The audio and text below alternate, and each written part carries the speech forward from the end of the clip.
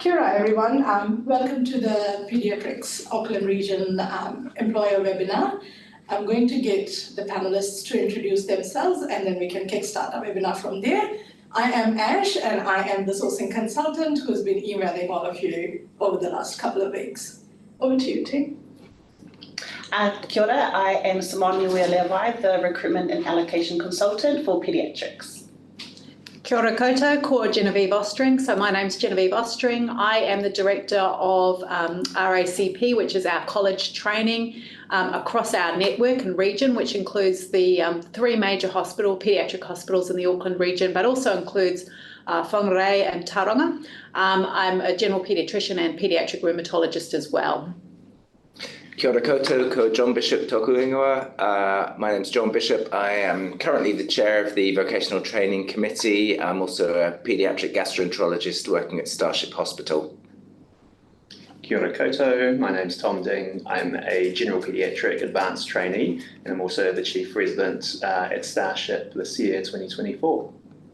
Kia ora koutou, ko Vicky Cunningham tōku ingoa. I'm a general paediatrician in Whangarei, which is one of the rural hospitals attached to the Northern region. Thank you for joining us for this webinar. I will start off just talking a little bit in broad terms about what the VTC does and a little bit about the region. So the Vocational Training Committee appoints and allocates paediatric registrars in training to roles across the three main hospitals in the Auckland region, but also appoints a smaller number of registrars to jobs in Whangarei, which I'm sure Vicky will talk about in a little bit later, but also to Tauranga, which is another hospital in North Island of New Zealand. So as the paediatric training grid, we have a large number of registrar runs in Auckland, which, as I'm sure you all know, is easily New Zealand's biggest city, and so it's the biggest training region in New Zealand for paediatrics. And trainees are able, if they wish, to complete all of their general paediatric training in the Auckland area. Although we have some people who come for a shorter period of time to get specific experience, and we welcome applicants regardless of whether or not they need the whole of their paediatric registrar training or the wish to come and take advantage of the opportunities that they may not be able to access in other areas, either of New Zealand or internationally. So broadly speaking, the runs that we have to offer in the Auckland area are across the three main centres. Many people internationally and locally have heard of Starship, which is the children's hospital based in the centre of Auckland, where we have runs in general paediatrics, but all of the paediatric subspecialties. It's co-located with Auckland City Hospital, where the National Women's Hospital is located, where there's a big tertiary neonatal unit that, as well as the usual neonatal care, is essentially the national centre for surgical neonates and for congenital cardiac neonatal problems as well, so it gives a very broad experience. As well as Starship, we offer runs in Kids First in Middlemore, which is a large hospital. I believe that Middlemore is the largest hospital in Te Patuora Health New Zealand, and has a very big and busy general paediatric department and a big neonatal unit. South Auckland services a very diverse and a very culturally interesting population with a large Maori and Pacifica population who sadly face quite a number of social challenges, which means that there's a very high health need there.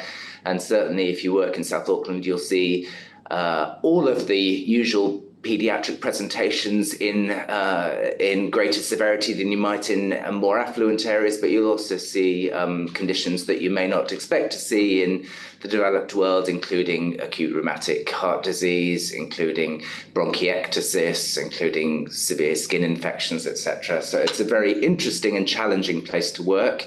There are also runs in Waitakere, which is another reasonably large paediatric centre in the west of the city, again servicing a culturally diverse population. As briefly mentioned earlier, we also have runs outside of Auckland for a smaller number of candidates, and I won't speak in any great detail about that because I'm sure Vicky will mention that a little later on. I guess what I hope attracts people to the Auckland area is both the clinical experience and the ability to provide excellent training because certainly the Auckland hospitals have very good links with the University of Auckland. You can link in from the academic perspective in terms of research opportunities, in terms of education and teaching opportunities. I hope that for those of you that don't know Auckland, it has a lot to attract you to what is a very large and vibrant city. For certainly internationally, it's the gateway to New Zealand and allows you to come and experience the culture and the country and the people who will hopefully all welcome you with open arms. I've probably spoken for long enough, so I may hand over to Genevieve now to talk particularly around more specific training aspects. Kia ora, thanks John. That's a great summary and I probably won't have too much to add. I guess the one thing to say is that we as a network in our region, which as we've emphasised a couple of times includes some fantastic, what we are considered more rural hospitals, but I would strongly suggest is one of the best places to get some paediatric training. But that means as a network, we are the only place in New Zealand where you can, should you decide to stay on in New Zealand, those from the UK or other places, but those for in Australia and New Zealand, it's the only place in New Zealand where you can start your training and effectively complete all your training up until consultant. Now that doesn't mean that you can always stay in the Auckland region. In fact, as those of you interested in general paediatrics will know, at the moment you do need to go rurally, but we are able to offer that and we're very excited about that. I think I'll just touch on what John's already said. We've got a very diverse, I think Tom might mention this well, all our hospitals are slightly different. You see very different patients. I love, recently, and I work at Waitakere and Starship, we had one of our UK trainees who was absolutely excited to be seeing rheumatic fever for the first time in his life. I have to say the rest of us were like, oh, well, there's 3 a week, help yourself. But you will see really interesting things. And as I say, I think the other thing I would emphasise that we've heard from some of our UK trainees that there is a perception that it can be hard to get jobs in the Auckland region. Just want to touch on the fact, I think there's partly because of the way people are looking for jobs, and I'm sure Simone and Ash will cover that and be able to give you all the details, but there definitely are jobs. And as John has already mentioned, Auckland is the gateway to lots of places, and that's what the trainees that have ended up in Auckland have said to us. They've said, compared to some of the other places, they really enjoy being Auckland because it's easy to get around New Zealand, it's easy to make contacts with people. So obviously we are selling our network, but we would be very, very interested to hear your questions. And on that note, I might hand over to Tom. Cool. Kia ora koutou, everyone. Thank you to John and Genevieve for that incredible summary. Can I say, seize the opportunity. It's a fantastic network with a number of different hospitals. I have spent essentially all of my journey for this is my 8th year now through the many incredible health systems within Te Whatu Ora, around the Auckland network. And I think that there are so many different learning opportunities for everyone, but particularly for paediatric trainees. I want to touch on sort of the tertiary hospital aspect, and no matter sort of what sort of special interest you may have, or if you're a generalist like myself, there are lots of acute care opportunities, things like NICU and PICUs, which service a lot of the country, particularly we're the only PICU in the whole of the country, and our paediatric cardiac and congenital services service the whole country. So in terms of our NICU, we have a lot of cardiac babies there too. From a training point of view, really, really great. We've had We've got the university, which is across the road, and so there are many teaching opportunities, both as a learner as well as an educator, depending on where you are in your journey. We have house officer teaching programs and reg teaching programs. We have protected teaching monthly for our registrars, as well as FRACP teaching programs as well. Living in Auckland is from having a chat, well, from being there myself, but also having a chat to colleagues who have come to New Zealand for the first time, is a great gateway. A lot of people have picked up a van and been able to go in the weekends up to Whangarei or over to the Bay of Plenty or to Tauranga or down to Rotorua, and have really been able to discover the great outdoors and a lot of the New Zealand beautiful scenes around us. We flick between going to Piha and surfing in the summer months, and then in the winter going down to Ruapehu or a flight away down to Queenstown where you can do some skiing. So highly varied in terms of different types of hobbies and things that you can see and do and explore around New Zealand. For those of you who have had a little bit more experience in paediatrics, there are other opportunities, some of which are embedded within the training network. There are a few fellow opportunities. Very happy to talk to anyone who wants to think about the chief resident role, which is a role that encompasses some leadership, some advocacy, quality improvement, teaching, as well as lots of daily operations type work as well. There are a number of research opportunities, and I've taken the opportunity to join the Growing Up in New Zealand team, which is a longitudinal study with children who are now sort of beyond the 12-year age mark, with lots of rich data and incredible academics who can guide you through as well. So yeah, a myriad of things, and really happy to talk to anyone individually, and I'm sure Ash and Simon can forward my email if you'd like to have a chat about anything in specific from a trainee point of view. Excellent, thank you, Tom. Vicky, would you like to join us now, please? Thank you. The regional opportunities on the network are ourselves here in Whangarei and also in Tauranga.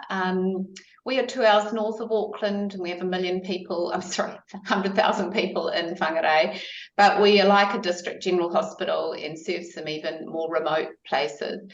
It's only a couple of jobs on the network, but I do think it adds to the opportunities for training. Very diverse and very interesting medicine up here, again, in a socially deprived population where we're seeing health conditions we wish we weren't. But that's not something, I think most of the training opportunities are through the tertiary and Auckland larger metropolitan hospitals, but it does add to the training opportunities to have these rural hospitals as well. I would just like to add to what the others have said about training on the Auckland grid.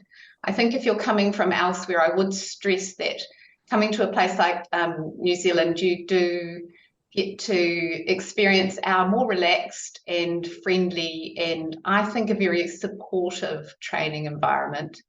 Certainly where we are, we're a small, tight-knit team, and we pride ourselves on providing sort of personalised supervision. But I think across the whole network, you'll be, I think, pleasantly surprised by perhaps a less formal but extremely supportive set of supervision in your training as well. Thank you so much, Vicky. Simone does have a presentation that she would have liked to share. Unfortunately, due to technical issues, I'm not able to share it, but she will talk you through the recruitment application and recruitment process now. Following that, we will be open to have any questions that you may have. Thank you, Ash, and thank you for John, Genevieve, Tom and Vicky. What a great opportunity. My first webinar, so this is exciting. So with my part to play is the recruitment part. So I'm the person that holds your hand through the process. until I let you fly into Starship, Livermore or Waitakere, or to Northland and Bay of Plenty. So the requirements for us, so we do require 6 to 9 months of experience in paediatrics. We do need you to have completed the FY1 and FY2 first. That's our equivalent to PGY1 and PGY2, just your base first, and your 6 to 9 months of paediatrics. You do have to be eligible for the MCNZ registration. MCNZ is our Medical Council of New Zealand, so that's their registration for a medical practicing certificate.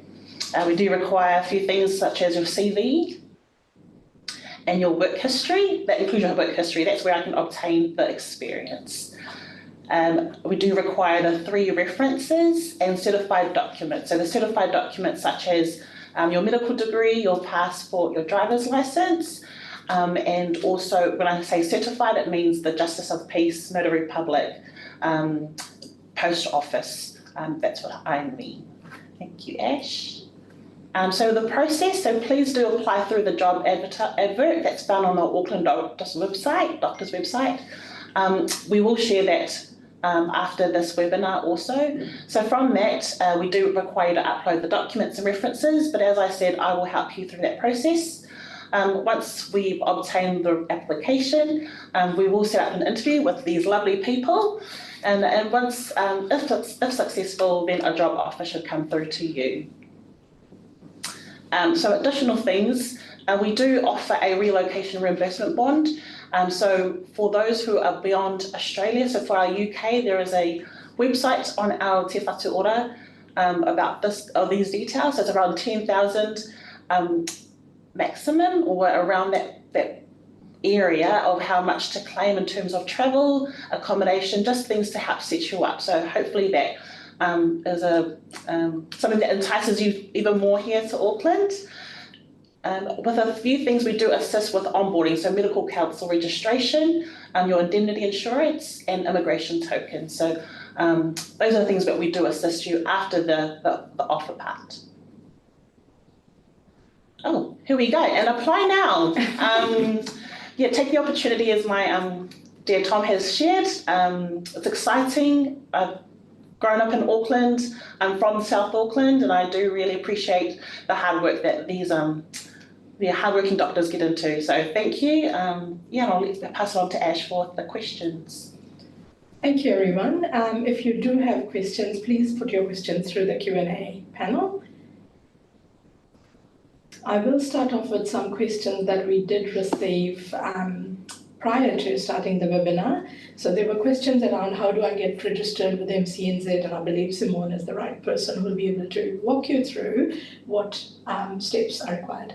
Yes, so initially with the recruitment part, when we do obtain the 3 references, that is included in your medical council application. There are a few more forms that are required for that, but that's when my team will come in and help you with that. So it takes about 20 working days. So as soon as the offer is made and accepted, that's when we get into the registration part. There are a few forms to be completed. We attach the 3 references you provided with that application, and then we hand it over to medical council, and then they do their checks and ticks, and then that's when we're able to get the registration. There is one thing that medical council do require, is that if you are overseas, you have to do an interview while you're in the country, but those are the details that we can share as we go through the process. Fantastic, thank you. There is a question around the duration of training after they have completed their PGY2 plus and before the start of the RMO position. I believe this is coming from whether they go into the RMO position and they start their training, or whether it is... So I'll touch on that. I think this is a really important thing to be aware of, and I think it differs from people that are coming to Aotearoa, New Zealand for a bit of a change. They want to experience something, they're here for a year, they need to get medical registration, get a job, etc. Versus the people that say, hey, I want to train in paediatrics in Australasia and in particular in New Zealand.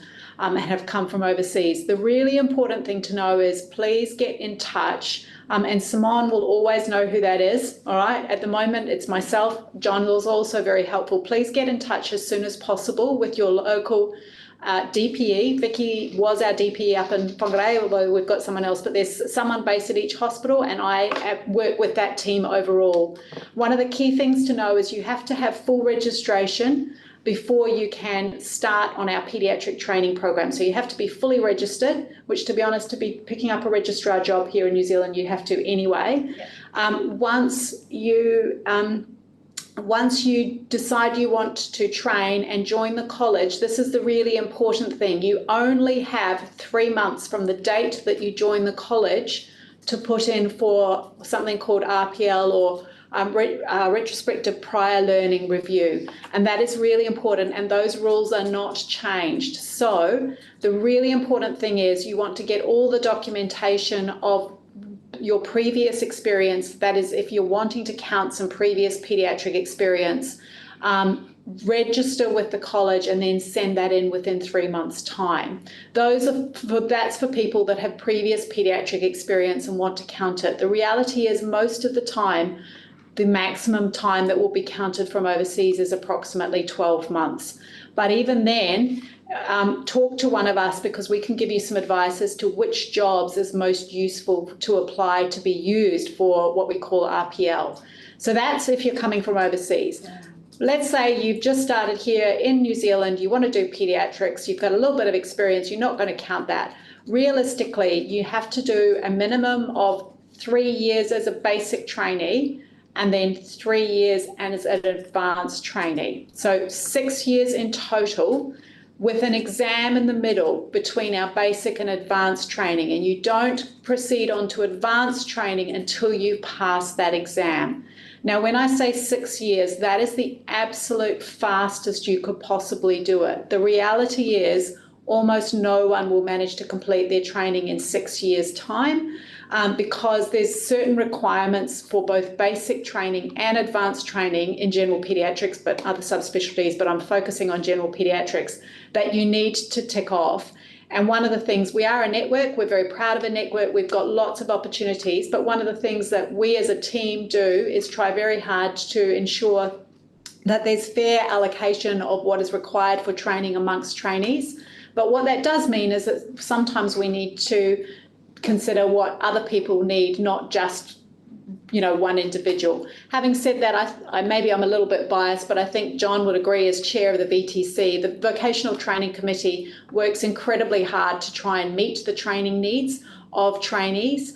So as I say, I think, and Tom, you could probably speak to this a little bit as well. I think, I'm not saying that it's necessarily massively longer than 6 years, but I think 6 years you'd have to things would all have to go kind of incredibly streamlined, which doesn't always happen. Would that be a reasonable summary, Tom? I think that would be reasonable. And actually, some of these opportunities that you may not have necessarily firstly popped on your plan actually become invaluable in the long run. And I think most clinicians would say, hey, look, it's not a rush to get through training. If anything, a lot of people at the end of their training are feeling like actually it would be nice to get a little bit more experience in A, B, and C. And so actually looking back on all of this, those opportunities are held dear.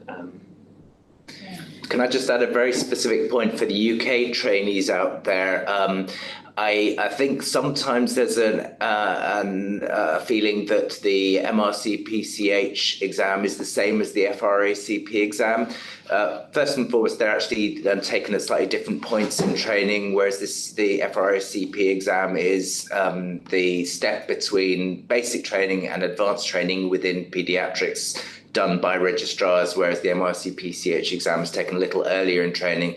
So they're slightly different, and certainly if you are completing training in Australasia, the MRC PCH exam, whilst we're very happy for you to have it, does not account as an equivalent. You still have to go through the kind of training hoops, if you like, from the college perspective. Fantastic. Thank you, team. The next one is around dedicated teaching time or training time, whether there are lunch hour sessions or whether there's any Yeah, I can speak to that. So each hospital will have their own timetables and designs. As an example, at Starship Hospital, we have 4 registrars, 4 weekly protected teaching, which runs between 1 p.m. and 5 p.m. Within that actually is a really great professional supervision session, which is run by Dr. Webster, one of our psychiatrists, which has been hugely invaluable for just professional development in general as well. That includes all sorts of subspecialists coming through, as well as generalists. We do have a simulation team as well, and this is on top of those teaching sessions. There are many other departmental opportunities, and I do send out a weekly email with those. So most of the subspecialist departments will invite the broader group of, a lot of people in the hospital, but from a trainee point of view, house officers and registrars to join along. We have a paediatric updates meeting fortnightly currently, and a grand round which occurs weekly. So dotted throughout the week there are opportunities, as well as many sort of ad hoc opportunities on the wards too. We do set up extra sessions where people find for that year, for that time, that is helpful too. Fantastic, thank you, Tom. Probably a Simone question. If I was to come in as a PGY3 in a house officer role, can I request for paediatric runs specifically to ensure I meet the requirements before I apply for a registrar position?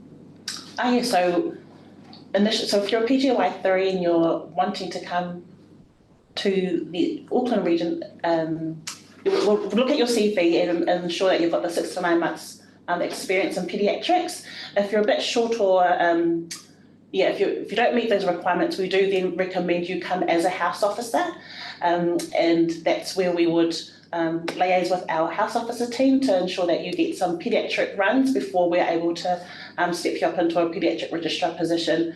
Just to make sure that you're well equipped, not only for paediatrics but here in New Zealand as well. So that's sometimes a thing that our UK trainees do. But first they come as house officers, do at least 3 to 6 months in the specialty that they need a bit more experience in, and then they apply for our paediatric registrar position throughout the year or our annual recruitment cycle.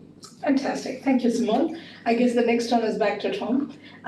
Could you touch upon other opportunities for leadership and your current role as a chief resident? Yeah, absolutely. I'll start with the chief resident role currently. That's traditionally been a 1-year role with a number of different facets. A lot of this is leadership and advocacy for the RMO group within the network, but a lot in terms of knowing the registrars on the ground at Starship Hospital. Pastoral care is a massive part of the role, and it's a privilege to be able to get to know a lot of our colleagues, some of which are new to the country or new to the city, but also a lot who we have been training with, and to be able to help trainees navigate through the system too. There are many quality improvement projects that are happening that sort of differ from year to year. We're currently working on a MedTasker project, which is a software system which helps with clinicians prioritising tasks in the after hours. There are quality and safety meetings that you can attend. There's lots of interface with departmental or different departments, and as well as with our SMO colleagues too. There's a lot of teaching that's involved, as you've heard earlier, both with the RMO or registrar group, but also for house officers. Didn't mention there's weekly house officer teaching during a lunchtime session, as well as with our medical students as well. I am helping out with the university with some of the 5th year teaching this year too. And there's a degree of flexibility depending on what sort of take. I am 0.5 clinical as a part of this as well, so you can keep your skills up and keep your training up from a clinical sense too. Peripheral opportunities, so many at the university across the road there, but also in terms of, I guess, hobbies within the RMO group. If you're wanting to join sort of a doctors and music type group, there are lots of other sort of special interest groups which you can get involved in. Fantastic, thank you so much. That was the last question. If anybody else has any questions, we will take a couple more. Alternatively, if there are no questions, we will be wrapping up the webinar, and it will be posted online to our Auckland Doctors YouTube channel within the next couple of days. Whilst people are thinking about the ASH, I think it'd be nice to highlight, a lot of my UK colleagues have been really surprised about the amount of support that the network has given, not only in terms of the training side, but actually the day-to-day, the cares. For example, we do, as a part of our contracts, have luckily foods that's incorporated within this in the contract, and so that's sort of a lunch or a dinner depending on what your shift is. We have someone centrally who's managing a lot of the rosters rather than someone independent. So for Starship, that would be someone like myself in conjunction with the Northern Regional Alliance team and lots of NRA team around some of the other hospitals as well, which means that it frees you up from having to do swaps, one-on-one swaps. And if you are cross-covering, I'm told overseas in some countries, and particularly in the UK, that you have to deal with that. We understand that that's quite stressful to cover extra people and more work as well, and so we do remunerate you with some cross cover as well for that. So there are these other little things that are embedded, which do add up and are quite helpful from a support side. Thank you, Tom. That's fantastic. Vicky, would you like to add anything from your end, from the Whangarei Hospital perspective? No, not at all. Thank you. Thank you so much. We are not getting any more questions, so we will wrap up the webinar here. I am very thankful to the panel members and Vicky and Simone for making the time for this webinar. If you all do have any further questions, you've got my email address in your invite. Please feel free to get in contact with me. Thank you so much for attending the webinar.